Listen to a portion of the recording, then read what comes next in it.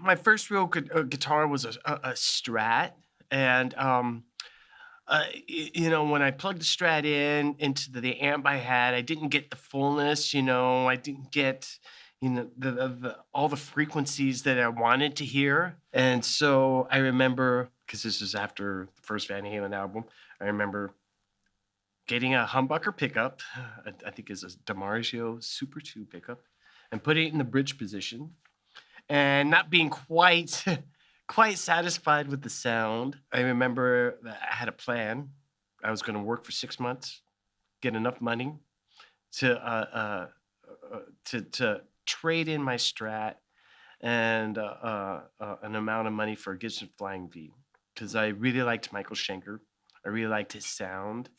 And I realized that Gibson was probably what I was hearing on all those albums. I decided that, I need to get a Gibson to get that sound. And so I remember showing up at the music store, picking out a 1979 Gibson Flying V that was brand new, and doing the trade-in. And from that point on, I was in heaven. All of a sudden my sound was fuller sounding, and it made me realize that the sound that I was looking for was based around humbucking pickups and that sound. And even though I was just totally into Jimi Hendrix and that kind of sound, and later on Stevie Ray Vaughan, humbucking pickups were just my thing. It fit my style of playing. From there on, I've gotten this Gibson Flying V, and it was so great because it was the first time that I had a guitar that I was able to like really just master, because Strats are there. You can do so much with a Strat, but I had so little experience with the guitar. I didn't fully know the Strat potential. But with the Gibson Flying V, it was all obvious to me. All the sounds were there that I wanted, the playability, the access, and the look. And for a kid, playing a Flying V guitar, it's like a big toy. And so I was just so happy. And then when I finally got a Marshall amp and plugged that Gibson into the Marshall amp, it was like it was complete. The sound that I was looking for was complete. And then I remember the band that I was in at the time, the other guys in the band were seeing this transformation in sound.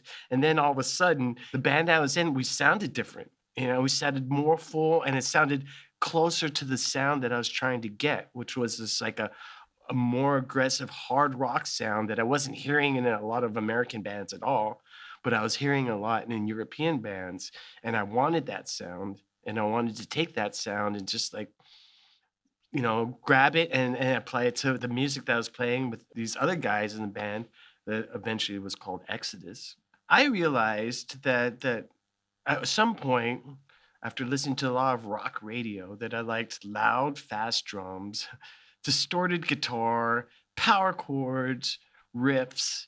And, I just realized just recently that when I came to that decision, I was maybe 15 or 16 years old. I went to school and people were talking about these three guys I'd never heard of before: Pink Floyd, Jethro Tull, and Led Zeppelin. I was like, who are those guys?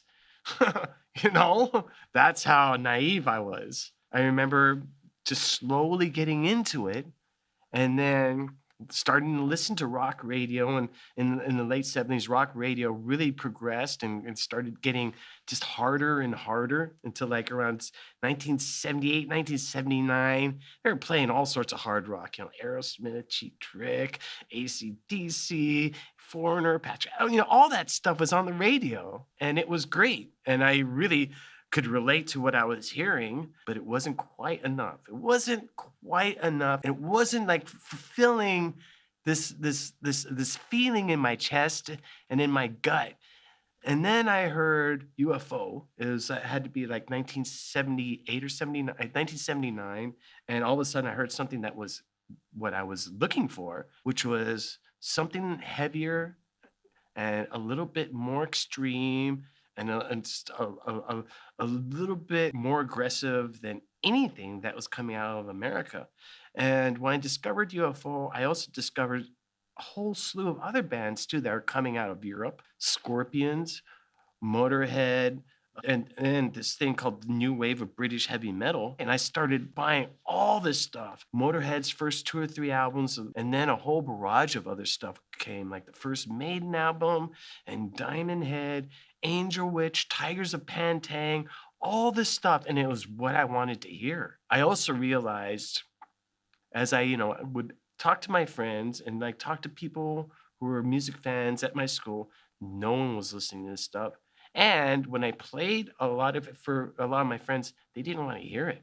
They did not want to hear it, or they're just like visibly irritated by it. So I started hanging out with the people who liked what I played for them. They're like, yeah, this is good, which ended up being, our gang of people, Exodus. And because we all liked this special type of music, we became a clique of friends. And I remember when it came time for Exodus, when we felt like we were ready to start playing clubs, we started going to a lot of the nightclubs in San Francisco and seeing these hard rock bands that are obviously influenced by Van Halen, Aerosmith, you know, Led Zeppelin, all the contemporary bands, and they're okay. But we also started seeing like 1 or 2 bands that were influenced by the same stuff we were. And me and all the guys next to this, we would gravitate toward those bands. There was only like 2 or 3 of them in the beginning, but it grew to be like 15, 16 bands, whatever. Basically, that's how the heavy metal scene in San Francisco started off. We were just a band of people who listened to the same sort of music, and we started to discover each other. And we discovered that there was this one guy named Ron Quintana who had a radio show on KUSF, college station in San Francisco, and his radio show was called Rampage Radio, and they played nothing but heavy metal, hard rock, and a new wave of British heavy metal, and that became our rallying point. Soon after that, a local club called the Old Waldorf decided to have Metal Mondays. So not only did we have a group of people who were like, you know, who liked the same stuff, and not only did we have certain bands coming up, but we also had a radio station playing the stuff. And so that was the core of the scene. And everyone would talk to everyone else and say, hey, have you heard this band? Or have you heard this band? Or check out this demo of this band that's not even signed yet. We were hearing this music from Europe, and hardly anyone knew about it. And we were digesting it and spitting out our version of it, which became, the San Francisco thrash metal scene. Bands like Exodus and Metallica and all the other bands that came out of the Bay Area. But we were all pretty much doing the same thing. We're taking these obscure bands from England, listening to it and being so inspired by it and turning out our own version of it, and our own version being just really, really super popular. That basically was how the scene started. It was Rampage Radio. It was Heavy Metal Mondays at the Old Waldorf. It was going to the import section of all these record stores, and it was us recognizing other people who listened to the same stuff. And the only way you could tell back then is if they had black leather jackets, because black leather jackets were not style back then. Black leather jackets and pins. And that's how you would know. At the very beginning of that scene, there's maybe 50 people.